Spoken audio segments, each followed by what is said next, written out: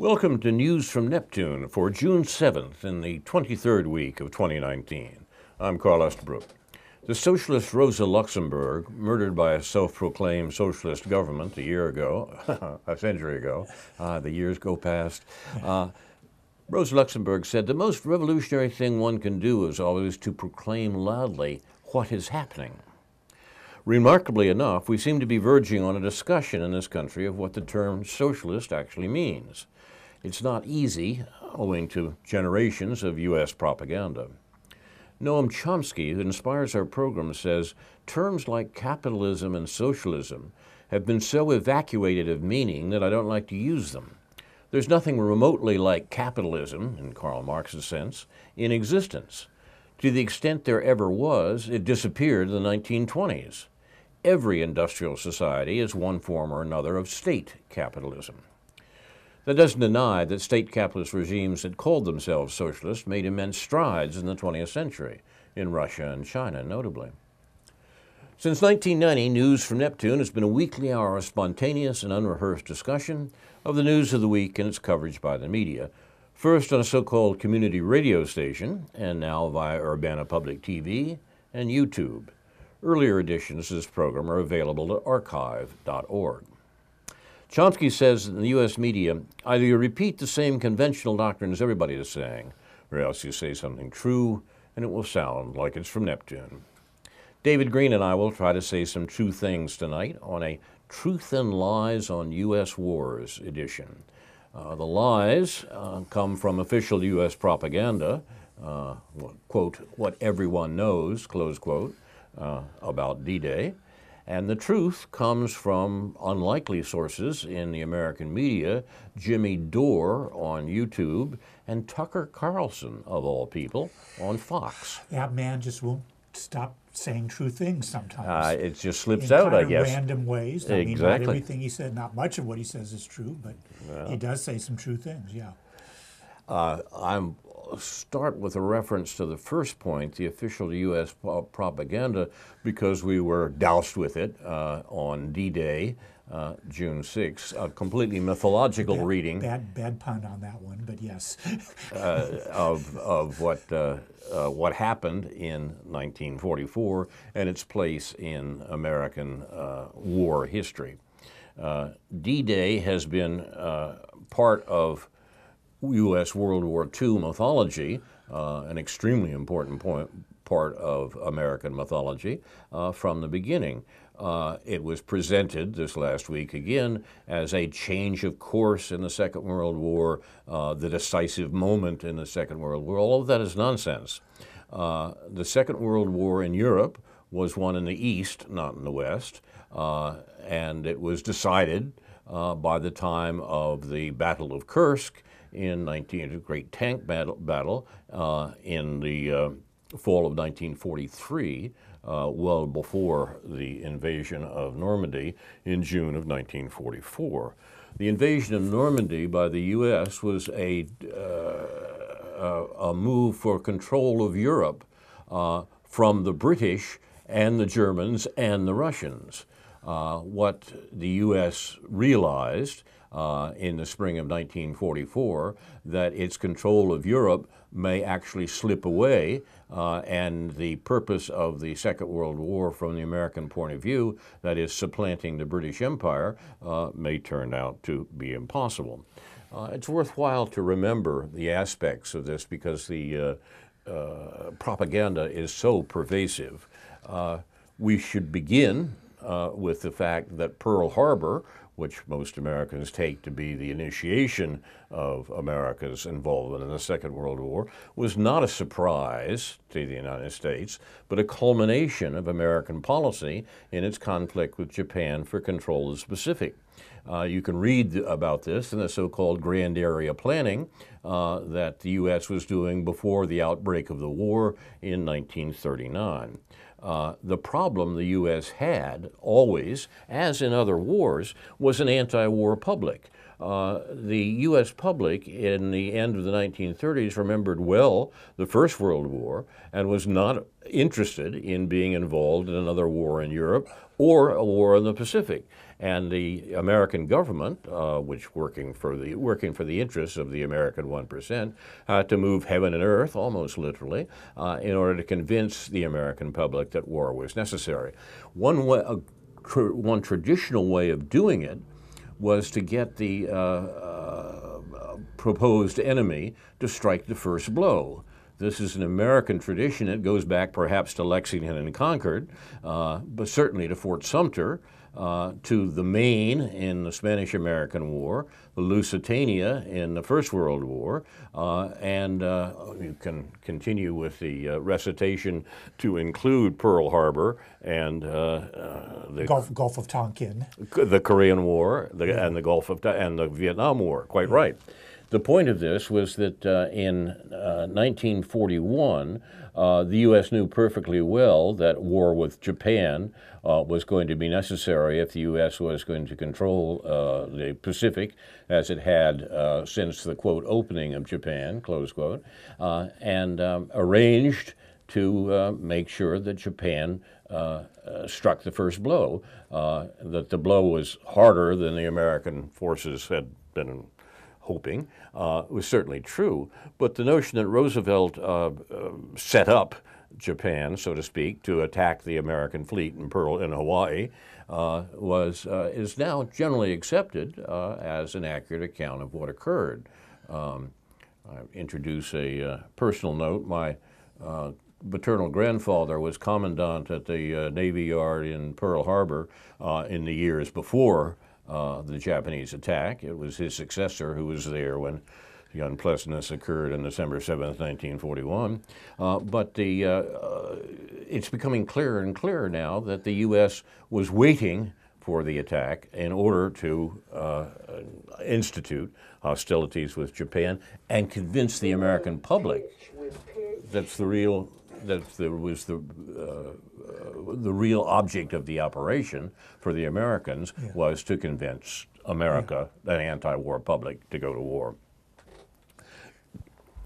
The war in Europe, the Second World War in Europe, was won by Russia, not by the American landing in Normandy. The American landing in Normandy was concerned about the fact that the success of the Russian army in defeating the Third Reich would include an occupation of Western Europe. I'll stop here for a minute, David, and retain my composure, and I'll come back to this. Well, maybe I'll continue along the same thing.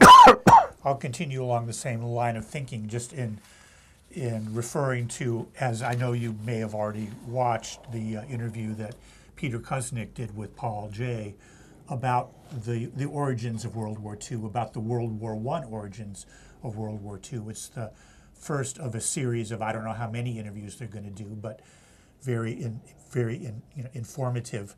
And the other documentary series that has been around for a while, that was produced by the former Soviet Union, I believe, in the 1970s, about World War II, was called The Unknown War.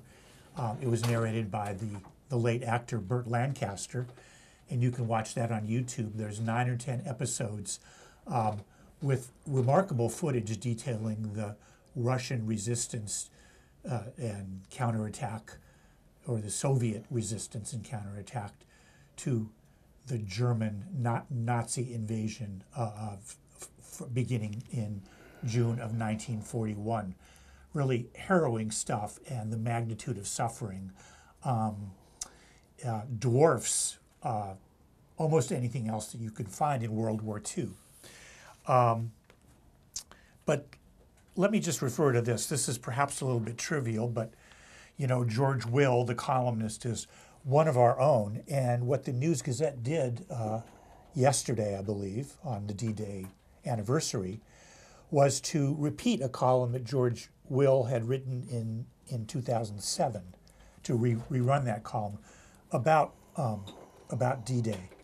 And one excerpt here is Will writing, "Today, a frequently seen bumper sticker proclaims, war is not the answer, which is just exactly what we like to hold up at our monthly demonstrations.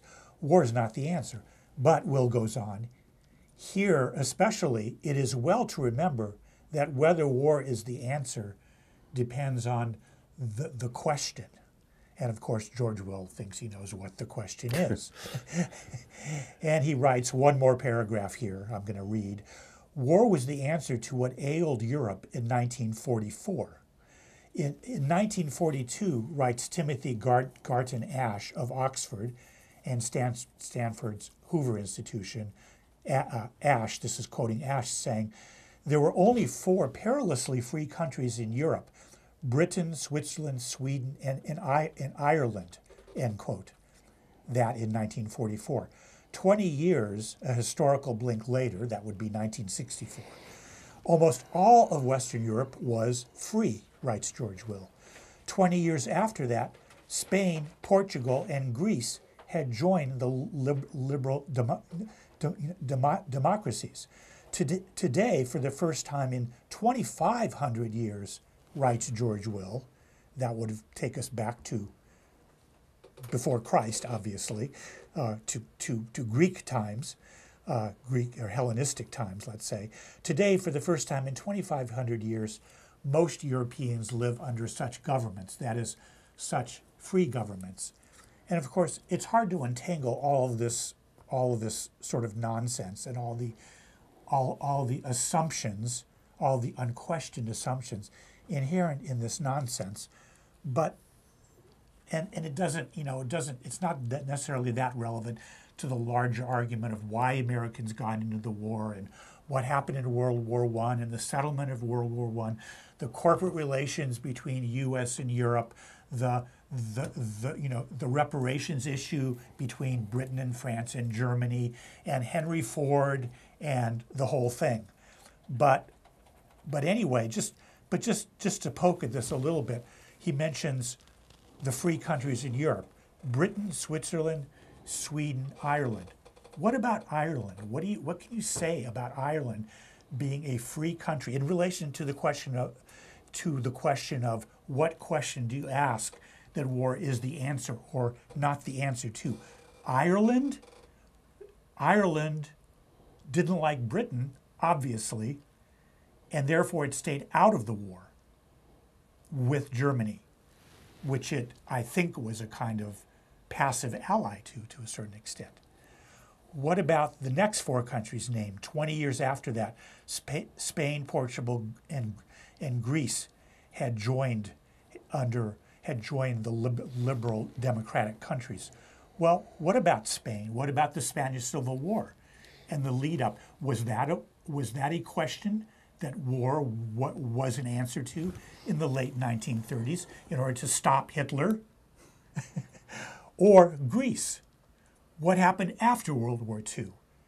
The democratic forces in Greece were defeated by the U.S.-supported post-fascist or fascist forces in Greece.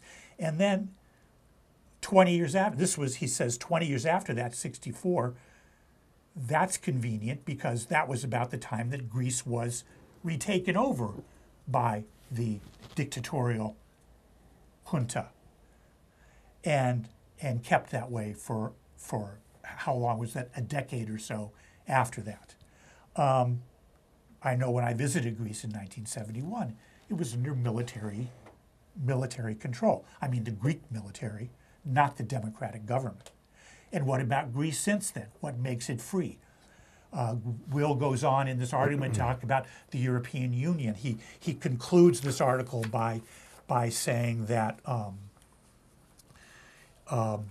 the implicit hope that commerce would tame Europe's turbulent nations, the perennial problem of politics, mankind's susceptibility to storms of passions, could be solved or at least substantially ameliorated by getting Europe's people to sublimate their energies in economic activities. The quest for improved material well-being would drain away energies hitherto tapped and channeled by demagogues. And he refers to the common market and ultimately the European Union and the Eurozone. Well, how has Greece been doing? How has free Greece been doing in that context? I mean, I could go on, but there's just so many assumptions and so much bad thinking and so much ahistorical thinking in this argument, all in support of that, of course, that World War II was the good war and that the outcomes of that were basically sort of the good peace. And the outcome, of course, was the American hegemony, the American world empire, which we see crumbling in our own time. So it is an important backstory. I love Will's assumption that the only way we can keep the majority in their place and stop them from demanding a better deal is to make them work harder and get them tireder, make sure that they are so busy staying alive that they can't bother us, the 1%, very much. Yeah. I think that's not an unfair account of his view. The coming of World War II is also an important aspect of the mythology that America dines out on in occasions like the reminiscence of D-Day. In that American mythology, World War II existed because an evil man became head of the German government. That much is not under too much debate. And as a result, the U.S. had to lead a vast crusade in order to bring down the government of the evil man. There is a germ of truth, as there is in all lies, in this, but the account, a much better account of the coming of the Second World War, that does not justify the American empire, which it does not do, in fact, is found in Nicholson Baker's book, The Human Smoke, which I've recommended a number of times here as a counter to this fundamental bit of American propaganda. The subtitle of the book is The Beginnings of World War II, The End of Civilization. Baker, who's a novelist, published this important, I think, very important book a decade ago. The book questions the commonly held belief that the Allies, that is the U.S. and Britain, wanted to avoid the war, but were forced into action by Hitler's aggression. The book consists of, the style is important. Instead of being an argument for this position directly, it's a vast collection of pieces from the press and contemporary accounts in the 1930s in the run-up to the Second World War. Official government transcripts, newspaper articles, and other documents from the time make up the bulk of the book. And very little direct comment by Baker. He lets the evidence he amasses speak for itself. He cites documents that suggest the leaders of the United States and Britain were provoking Germany and Japan into war and had ulterior motives for doing so. This is underlined by the rare accounts of so-called grand area planning, that is what American planners were doing before the Second World War, before Pearl Harbor, before even the invasion of Poland in 1939, to provoke their enemies in order to maintain the imperial control that the U.S. was, that Britain had to some extent, and the U.S. wanted to take for its own. The book talks only by implication about the conduct of the war itself, such as D-Day, but the implication is fairly clear. Baker dedicates the book and the overwhelming historical material that he puts together to American and British pacifists of the time, who he states in the book's epilogue were right all along. Quote, "They failed, but they were right," close quote.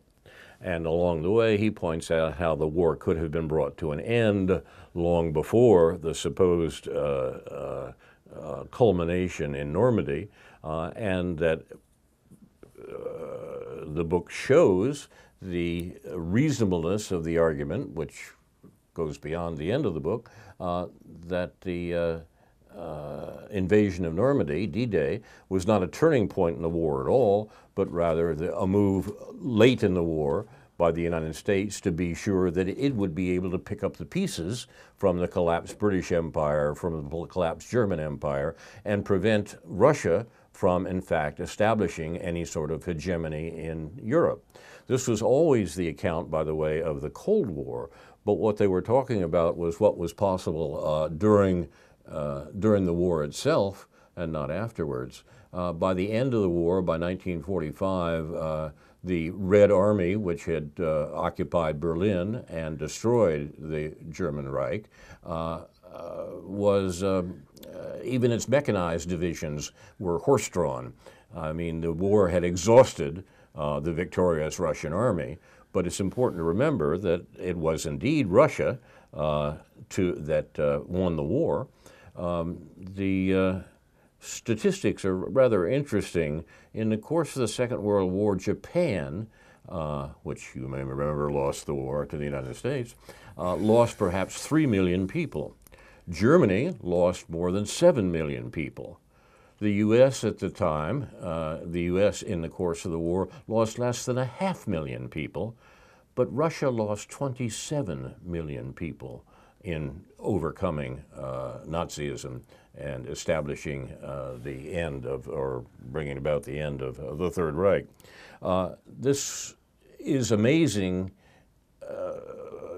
to realize when we've heard all week about how the invasion of Normandy changed the course of the war and produced a victory, and most Americans believe that the German Reich fell when the American troops came ashore in France, and that brought the Second World War to an end. That's false. It makes for a good story, the invasion of Normandy. It makes for a good movie. I guess it makes for a good book or two. And many people did indeed die there. But it doesn't make for good historical understanding of what was really going on during those years. If you'll indulge me, David, I'll be happy to indulge you. What? Besides which, I have no choice.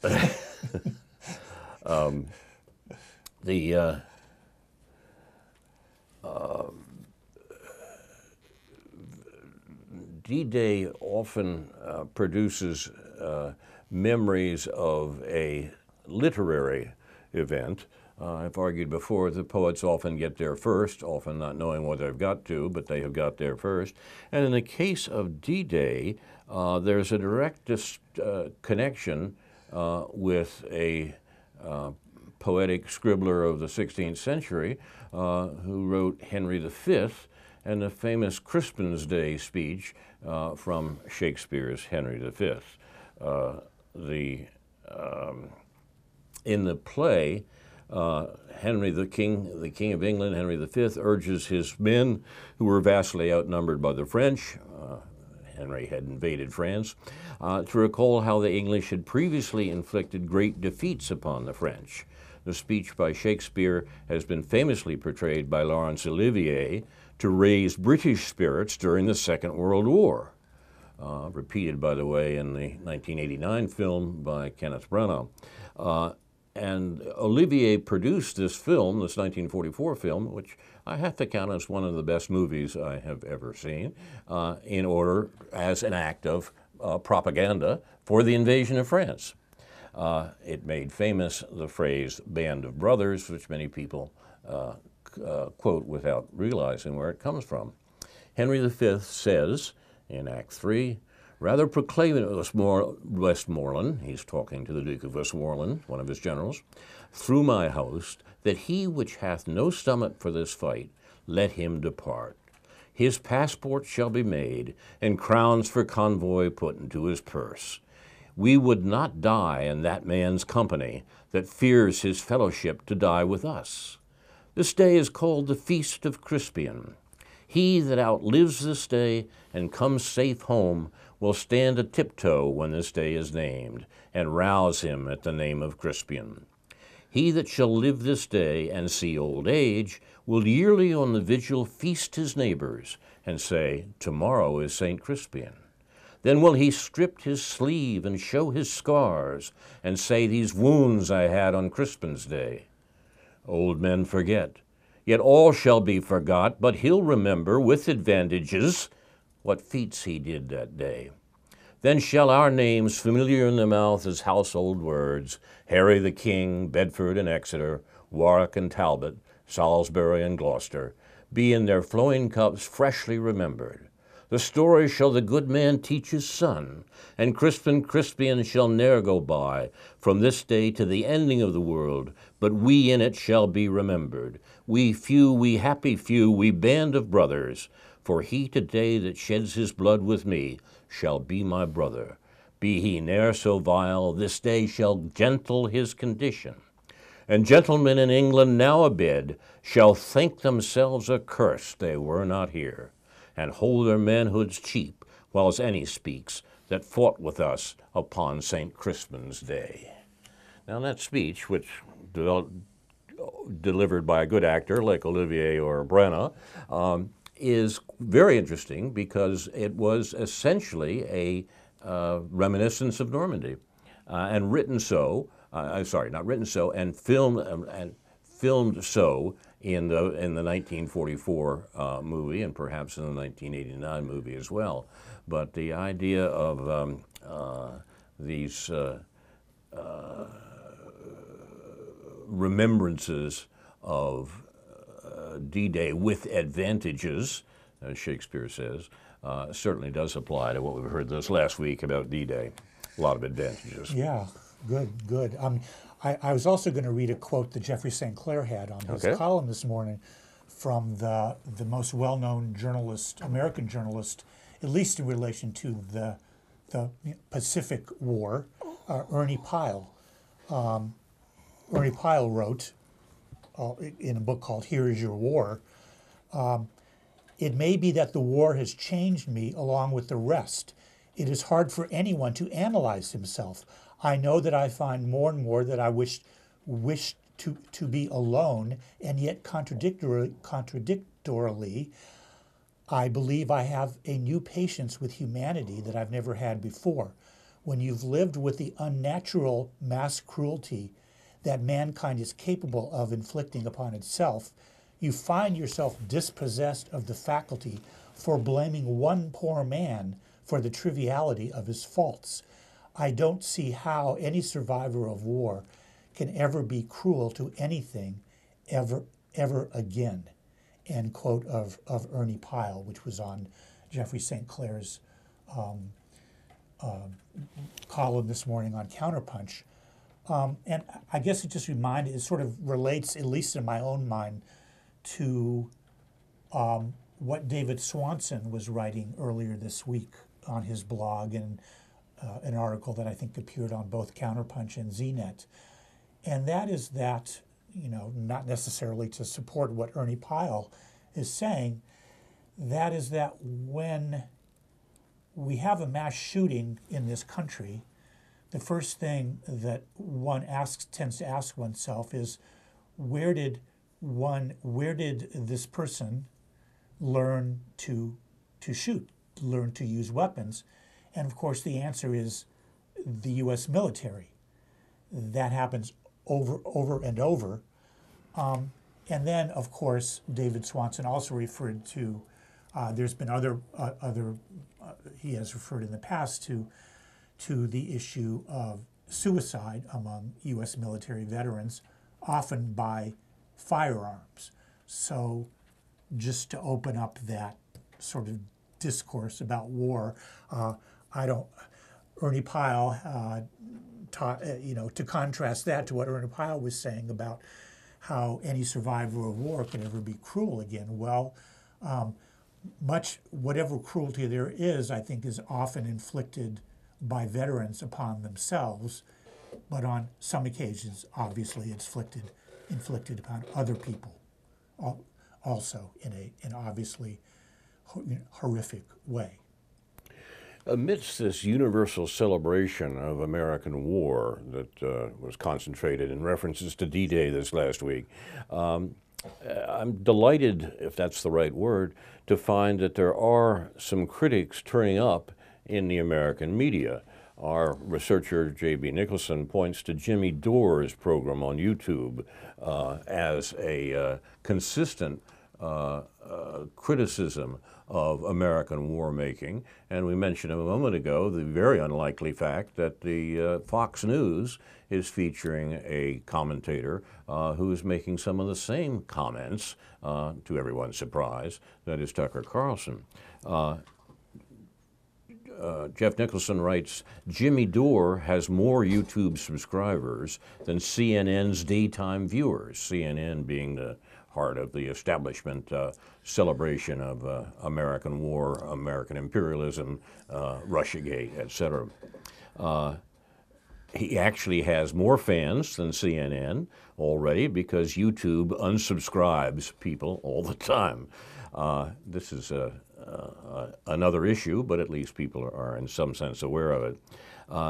Jimmy Dore rightly critiques American war policy. He critiqued the recent Venezuelan coup attempt, and he critiques extrajudicial assassination via the escalating drone war across each of G.W. Bush's, Obama's, and Trump's administration. The drone war has grown throughout that, and all of the last three administrations. And Dore's one of the few political commentators who's talking about it. He's also, Jeff Nicholson points out, interviewed Representative Tulsi Gabbard multiple times, but he's never asked her about her support for some of the things that Dore criticized in others, as what she said in a 2018 Intercept interview. She told The Intercept in 2018 that the proper U.S.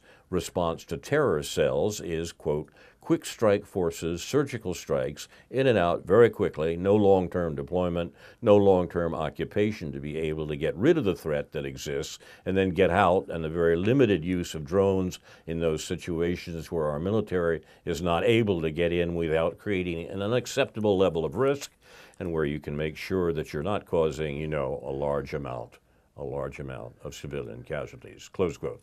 That's Tulsi Gabbard, clearly the furthest left on questions of war of the Democratic midgets. It's, sorry, no disrespect meant to midgets there. I was thinking of their intellectual You're in trouble now, midgets. Man. Well, at least I won't have a big guy coming after me, right? Yeah. In any case, the 7 dwarfs, up to about 24 dwarfs, intellectual dwarfs, who are speaking speaking up for the Democratic nomination. Clearly, the most interesting of the group, is Tulsi Gabbard. Our researcher is much more critical on the grounds of the sorts of things she said and about the military. Still much better than anything else being said by any of the political comments, any of the political aspirants. An example of the other things that are much more common in American war commentary came from Representative Duncan Hunter, a Democrat from California, who was in the Marine Corps and was deployed to Fallujah. You remember Fallujah, of course, in 2004. Hunter recently went on an audio show and admitted that his unit, quote, killed probably hundreds of civilians in Fallujah. It's the notion that this is okay if it's in the right cause ties together the terrible warmonger Hunter and the aspiring anti-war candidate Gabbard, and we should have other examples. I'm a little more optimistic about Gabbard than Jeffrey is. Jimmy Dore, whom I started out praising, is a prominent supporter of Representative Gabbard's 2020 campaign to become the next U.S. president. So the conversation is taking place, although you might not know it from mainstream news. Well, we're certainly going to be hearing a lot about, and I realize this is getting us away from meaningful discussion into sort of horse race politics, but we're sort of going to hear, I fear that we're going to hear a lot about whether Tulsi Gabbard's candidacy is not taking votes away from Bernie Sanders and preventing the possibility of a sort of social democratic ascendancy within the Democratic Party primaries. I know that's not the kind of speculation I like to talk about, but then again, we do have to think a little bit, unfortunately, we have to think a little bit strategically about what is going on within the Democratic Party, of which neither of us particularly identifies with. That's true. A further comment on this is the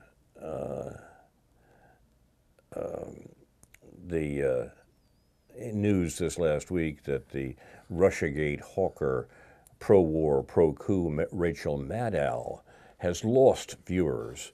Fewer people in the most desirable demographic, 25 to 54-year-old adults, distressingly young people, are watching her show. This is getting some coverage, but not on mainstream news, that Maddow's ratings are tanking, and Fox News is back on top, with Tucker Carlson's ratings beating hers. And Carlson, as I say, is one of the unlikely sources of occasional anti-war talk in American media. So everything's at sixes and sevens. The situation is all in confusion under heaven, as Chairman Mao said, and the situation is excellent, he said.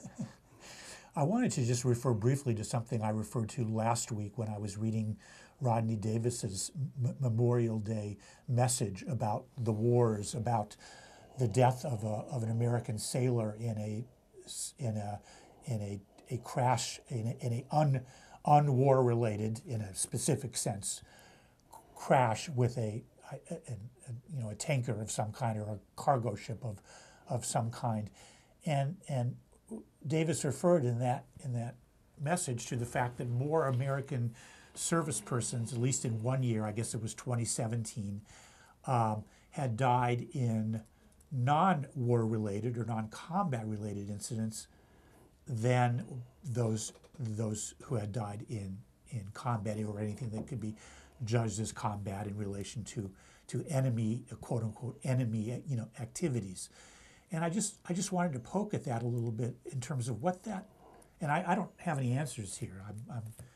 I'm putting you up to this, Carl, in what that, how we think about American war. I mean, this is the fact that we as a country are so unwilling to tolerate the deaths of U.S. soldiers in wars, and that we're willing to engage in the kind of mass murder that went on in Fallujah in 2004.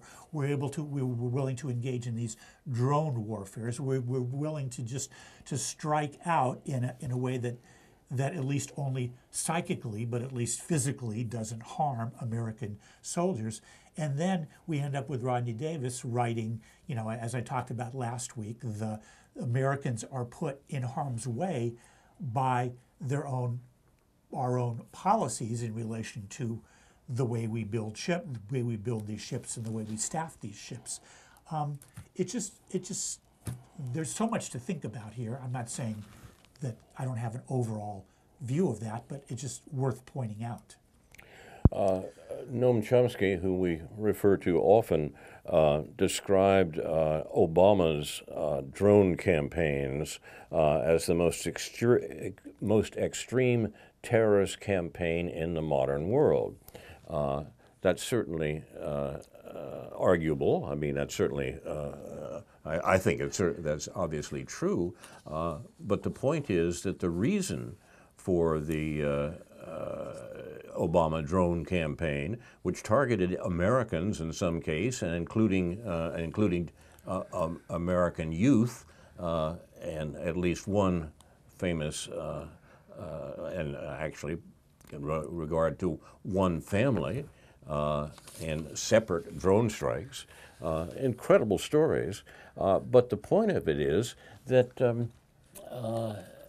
the attraction of killing people, children, civilians, non-combatants, Many more non-combatants die than the people supposedly targeted in the U.S. government assassination drone strikes. The reason for doing that, of course, is that it does not involve American casualties, almost always. Very rarely are the people who are sending the drones actually responsible for sending the drones, particularly if they're sitting in a facility in New Mexico or someplace like that, are and a risk in retaliation. So in a comparison to the use of American troops on foreign soil, where there are plenty of American troops, the drone strikes are economical because they don't cause American deaths. Now, this is important if we put it into context of American military history during our lifetimes. We have to remember that one of the most important aspects of American history, of American military history in our lifetime, is that the expeditionary force that the U.S. sent to Vietnam, that the expeditionary force, the American soldiers that the U.S. sent to Vietnam to retain economic control of Southeast Asia, and remember that really was that was the point of the war from the American point of view.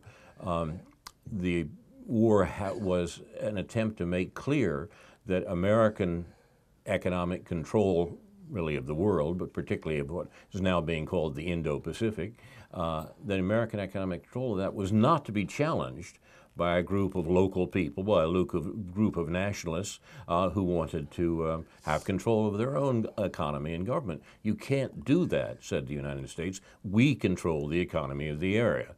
And we won it in the Second World War, said the U.S., and you're not going to change it in the 1960s. Well, in fact, that the U.S. made its writ run. They killed millions of people in Southeast Asia and made clear that such a thing was not going to happen. Today, Vietnam begs for American corporations to establish plants to exploit the labor of Vietnamese. That's what their economy is based on. And the U.S. won that in the war. The notion that the U.S. lost the war in Vietnam is not quite right. But there was one important development as far as American policy is concerned. The reason the U.S. withdrew its combat forces from Vietnam in 1973 was that the soldiers who had been sent there, many of them draftees, revolted. It's not part of the American modern history reminiscences, but the army that the U.S. sent to Vietnam refused to fight. And that was blamed on the fact that these were untrained draftees, the dregs of society, who couldn't possibly understand how important it was for the U.S. to control the economy of Southeast Asia. But the reason that the U.S. Withdrew its troops from Vietnam was, first of all, the brave resistance of the Vietnamese people from being colonized by the U.S., but on the American side, because of the revolt of that military. And the revolt of the military was based on the massive opposition to the war that developed in the United States. The real problem for the United States was opposition to its military adventures, both at home and in the American military.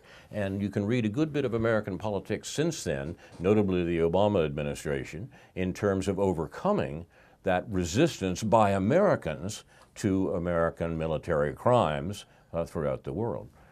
This is the background in which our current discussion of military moves by the United States takes place. In those early, what from our perspective now are the early days of television journalism, post and in the context of World War II journalism, as referred to in relation to Ernie Pyle, you had excellent American journalists, embedded journalists, some of whom later became establishment journalists, like Morley Safer and so forth, who reported well from Vietnam and therefore informed the public of how horrible this war was and translated some of the concerns of the troops. Actually, both Morley Safer and Ed Bradley, who were on the ground correspondents in Vietnam and later of course, were establishment journalists in the context of the CBS program 60 Minutes. And also, in relation to that, it has to be mentioned, since I'm thinking of it, that where did Ho Chi Minh get his, where was he after World War I? He was in France, right? And in Boston. And in Boston. Actually, I only think of that because I saw a reference recently to a book that I don't think I'd ever heard of, actually, by David Halberstam, who apparently wrote a biography of Ho, which is well thought of, which I think I should read.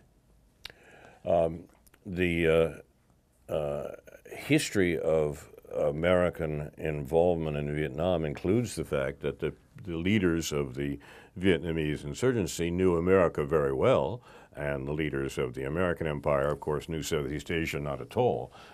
But the concerns of American imperialism were consistent. They didn't depend upon the whims of a Nixon or even a Kissinger.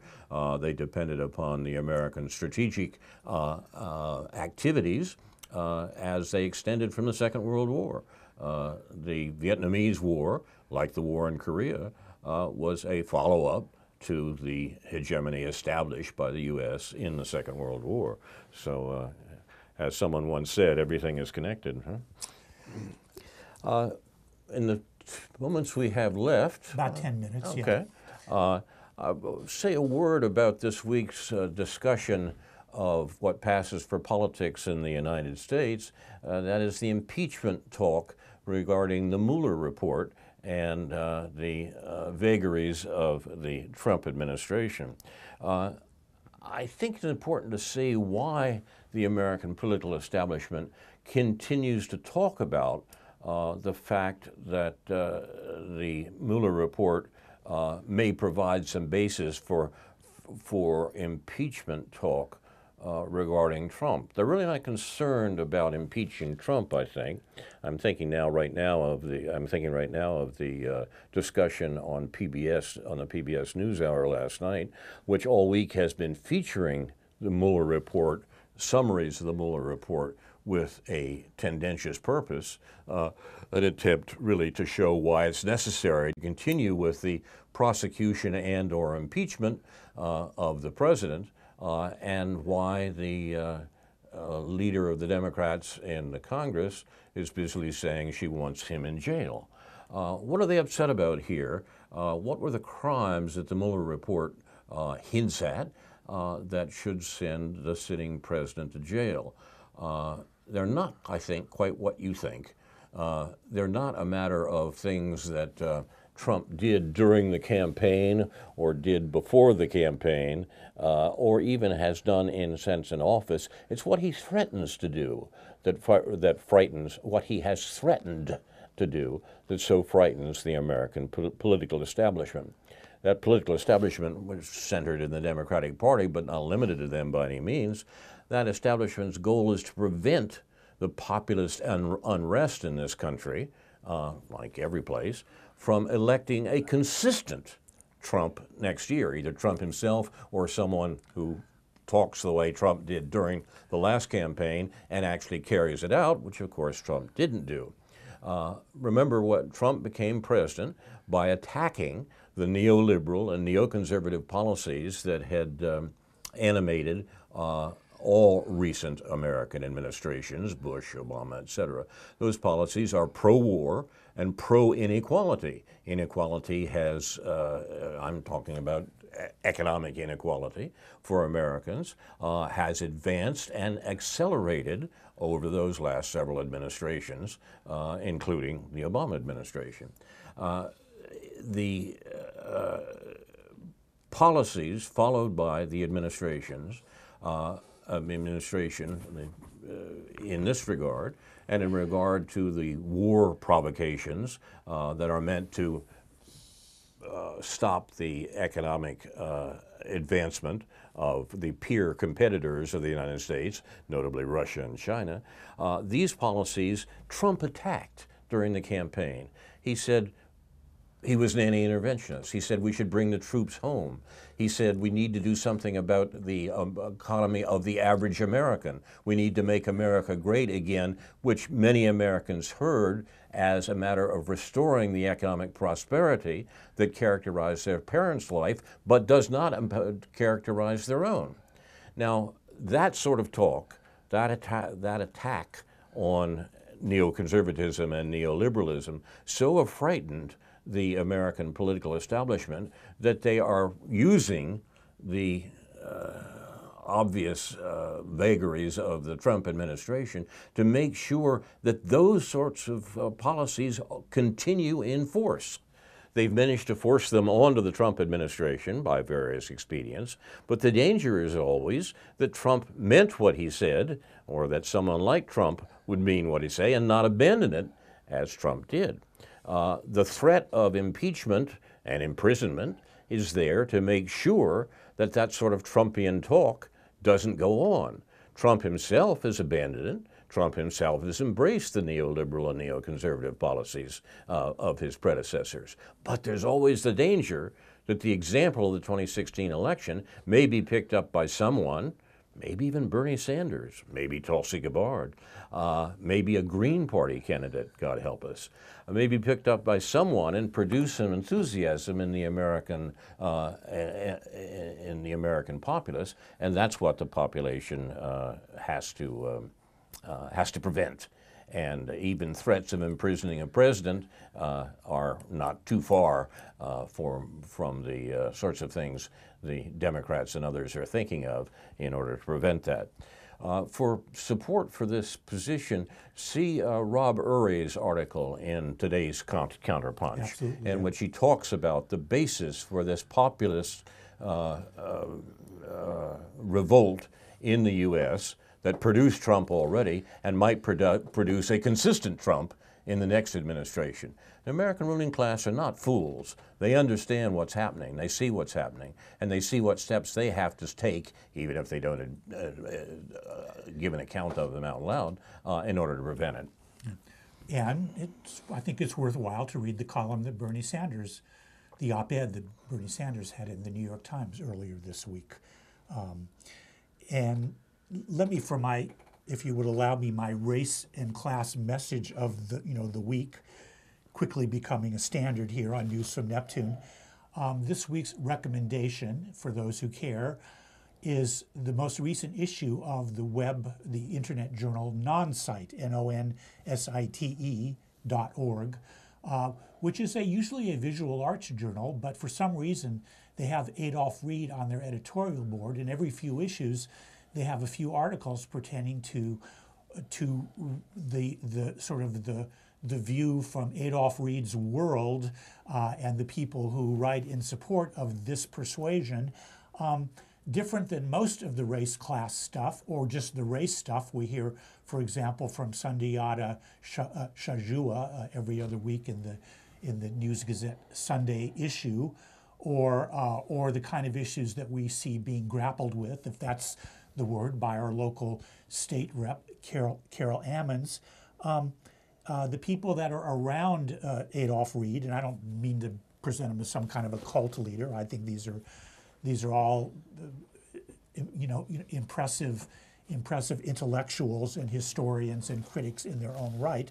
One of them, among them that we've mentioned, his son Toure Reed, a fellow named Cedric Johnson. We often mention in that general universe the Field sisters, and so forth. One of the historians that they look to, a woman who just died in the last year or so, a woman named Judith Stein, and the issue of Nonsite is dedicated to Judith Stein. And Kenneth Warren, who teaches at UIC, writes the following, a little bit out of context, but I hope if you care to, you will explore this further. He writes, when Judith Stein assessed African American historical analysis in the mid-1970s in her book, Of Booker T. Washington and Others, The Political Economy of Racism in the United States, Stein observed that because, quote, dominant American historians have used formal categories, formal categories: accommodation and militance, self-help and protest, to describe the course of black history. That's end quote from Judith Stein. They have described, quote, black movements as mechanical successions of protests against racism and withdrawal into self-help. Judith Stein was a critic of this general framework. This analytical formulation, Stein wrote, quote, only mystifies the historical process, end quote, guaranteeing that the answer to any question about why these protests failed to achieve their aims would always be the same, that is, racism. In essence, Stein noted, the quote, the explanation is advanced before the investigation is conducted. Racism is reified, divorced from the concrete and complex experiences of social groups in particular circumstance. End quote by Kenneth Warren of Judith Stein. Stein countered that a, quote, study of black politics limited to men and movements seeking purely racial goals was insufficient. To, quote, understand black history, one must examine the principal social forces affecting black people concretely and in historical time. A lot of this discourse and debate has to do with the Reconstruction movement after the Civil War. It has to do with the populist movement and black-white alliances in the populist movement at the end of the 1800s, and moving forward, how we understand, of course, Jim Crow and the Civil Rights Movement, the labor movement of the movements, the interracial nature of the labor movements of the 1930s and of the labor and civil rights movement of the 1960s. So several articles on the non-site website in the current issue attempt to correct the world that we all too often live in, the very simplistic race-excluding class world that we too often live in. We'll put links to this material on the Facebook page for News from Neptune. Thank you, JB, for doing that. You've been watching News from Neptune for the 23rd week of 2019, a Truth and Lies on U.S. Wars edition.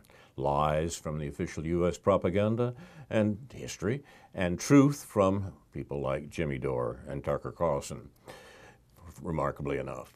News from Neptune is presented by Carl Estabrook, David Green, and J.B. Nicholson. It's produced and directed by Jason Liggett and Ethan Young with Andrew Scullaway. See the research notes from J.B. Nicholson on the Facebook page for News from Neptune. Inshallah, we will be back next week with a new edition of News from Neptune to remind you, in the words of Edward de Vere in The Tempest, what's past is prologue, what to come in yours and my discharge. In the meantime, confusion to our enemies, and a good night to you.